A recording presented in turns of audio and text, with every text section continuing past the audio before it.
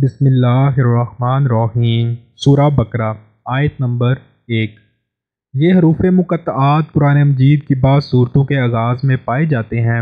جس زمانے میں قرآن مجید نازل ہوا ہے اس دور کے اسالیب بیان میں اس طرح کے حروف مقطعات کا استعمال عام طور پر معروف تھا۔ خطیب اور شعراء دونوں اس اسلوب سے کام لیتے تھے، چنانچہ اب بھی کلام جاہلیت کے جو نمونے محفوظ ہیں ان میں اس کی مثالیں ہمیں ملتی ہیں۔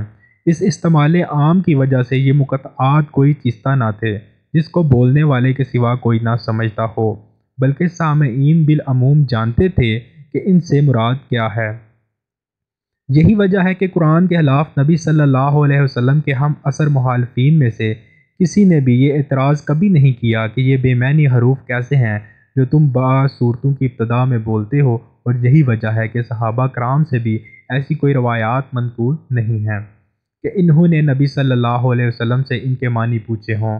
بعد میں یہ اسلوب عربی زبان میں متروک ہوتا چلا گیا اور اس بنا پر مفسرین کے لیے ان کے معنی متعین کرنا مشکل ہو گیا، لیکن یہ ظاہر ہے کہ نہ تو ان حروف کا مفہوم سمجھنے پر قرآن سے ہدایت حاصل کرنے کا انحصار ہے، اور نہ یہ بات ہے کہ اگر کوئی اس شخص کے ان کے معنی نہ جانے گا تو اس کے راہ راست میں پائے جانے میں کوئی نقص رہ جائے گا۔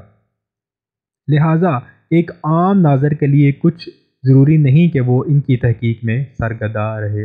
نمبر 2، اس کا ایک سیدھا سادہ مطلب تو یہ ہے کہ بے شک یہ اللہ کی کتاب ہے، مگر ایک مطلب یہ بھی ہو سکتا ہے کہ یہ ایسی کتاب ہے جس میں شک کی کوئی بات نہیں ہے۔ دنیا میں جتنی کتابیں اور حقائق ماورا ادراک سے بحث کرتی ہیں وہ سب قیاس و گمان پر مبنی ہیں، اس لیے خود ان کے مصنف بھی اپنے بیانات کے بارے میں شک سے پاک نہیں ہو سکتے، ہوا وہ کتنے ہی یقین کا اظہار کریں۔ لیکن یہ ایسی کتاب ہے جو سراسر علم و حقیقت پر مبنی ہے۔ اس کا مصنف وہ ہے جو تمام حقیقتوں کا علم رکھتا ہے، اس لیے فی الواقع اس میں شک کے لیے کوئی جگہ نہیں۔ یہ دوسری بات یہ ہے کہ انسان اپنی نادانی کی بنا پر اس کے بیانات میں شک کرے۔ یعنی یہ کتاب ہے تو سراسر ہدایت و رہنمائی، مگر اس سے فائدہ اٹھانے کے لیے ضروری ہے کہ آدمی میں چند صفات پائی جاتی ہوں۔ ان میں سے اولین صفت یہ ہے کہ آدمی پرہیزگار ہو، بھلائی اور برائی میں تمیز کرتا ہو، برائی سے بچنا چاہتا ہو، بھلائی کا طالب ہو اور اس پر عمل کرنے کا خواہش مند ہو۔ رہے وہ لوگ جو دنیا میں جانوروں کی طرح جیتے ہوں، جنہیں کبھی یہ فکر لاحق نہ ہوتی ہو کہ جو کچھ وہ کر رہے ہیں وہ صحیح بھی ہے یا نہیں، بس جدھر دنیا چل رہی ہو یا جدھر خواہش نفس دھکیل دے یا جدھر قدم اٹھ جائیں اسی طرف چل پڑتے ہوں، تو ایسے لوگوں کے لیے قرآن میں کوئی رہنمائی نہیں ہے۔ یہ قرآن سے فائدہ اٹھانے کے لیے دوسری شرط ہے۔ غیب سے مراد وہ حقیقتیں ہیں جو انسان کے حواس سے پوشیدہ ہیں اور کبھی براہ راست عام انسانوں کے تجربہ و مشاہدہ میں نہیں آتی، مثلا خدا کی ذات و صفات، ملائکہ، وحی، جنت، دوزخ وغیرہ۔ ان حقیقتوں کو بغیر دیکھے ماننا اور اس سے اعتماد پر ماننا کہ نبی صلی اللہ علیہ وسلم ان کی خبر دے رہا ہے، ایمان بالغیب ہے۔ آیت کا مطلب یہ ہے کہ جو شخص ان غیر محسوس حقیقتوں کو ماننے کے لیے تیار ہو صرف وہی قرآن کی رہنمائی سے فائدہ اٹھا سکتا ہے۔ رہا وہ شخص جو ماننے کے لیے دیکھنے اور چکھنے اور سونگھنے کی شرط لگائے اور جو کہے کہ میں کسی ایسی چیز کو نہیں مان سکتا جو نہ پی اور نہ تولی نہ جا سکتی ہو، تو وہ اس کتاب سے ہدایت نہیں پا سکتا۔ یہ تیسری شرط ہے۔ اس کا مطلب یہ ہے کہ جو لوگ صرف مان کر بیٹھ جانے والے ہوں وہ قرآن سے فائدہ نہیں اٹھا سکتے۔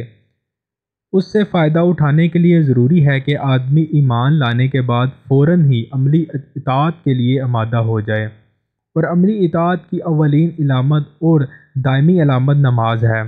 ایمان لانے پر چند گھنٹے بھی نہیں گزرتے کہ مؤذن نماز کے لیے پکارتا ہے اور اسی وقت فیصلہ ہو جاتا ہے کہ ایمان کا دعوے کرنے والا اطاعت کے لیے بھی تیار ہے یا نہیں۔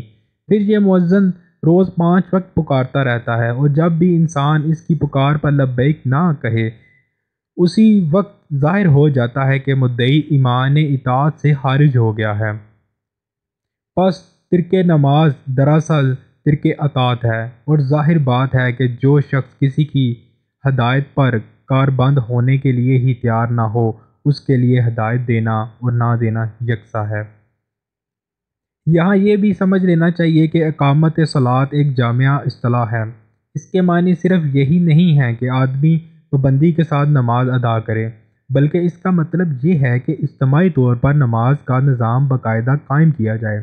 اگر کسی بستی میں ایک شخص انفرادی طور پر نماز کا پابند ہو لیکن جماعت کے ساتھ اس فرض کے ادا کرنے کا نظم نہ ہو، تو یہ نہیں کہا جا سکتا کہ وہاں نماز قائم کی جا رہی ہے۔